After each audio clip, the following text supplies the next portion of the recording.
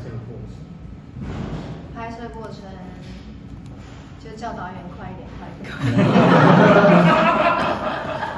为什么？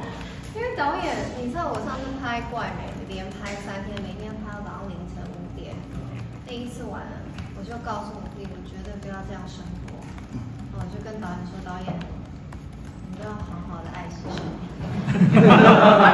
所以拍摄前2、3天吧，这个礼拜，我说导演，我的计划是11点就一定要睡觉。对，然后哈什么？然后才变成2天这样，然后就那一天拍到凌晨快2点，然后我一听到，我本来就是坐在那边等那个光嘛调好，然后我就突然间不知道我现在几点？2点，我就气冲冲，我导演现在几点了？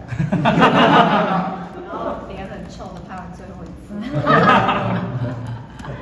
然后我就跟导演说，对，导演是唯一看过脸非常臭的，独家享受。那可以现在重现一下当时的臭脸。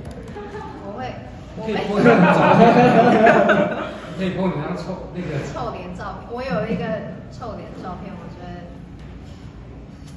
我到时候再分享给你们，好不好？在怪美的时候，我就常臭脸啊。就非常确定你不适合拍戏。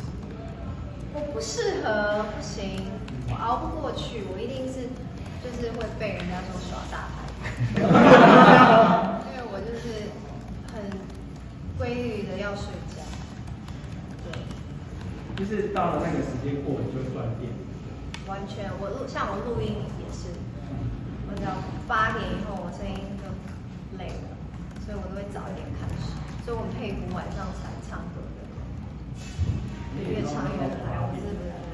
所以现在压抑情绪，搞不好马上就臭脸了。什么？我说现在太晚了，现在这个时间点。给你们面。大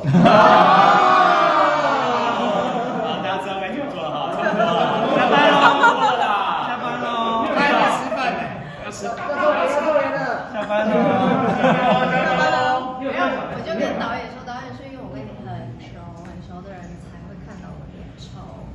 你有话想说却苦无发声的管道吗？你对事情有不同的见解却无人倾诉吗？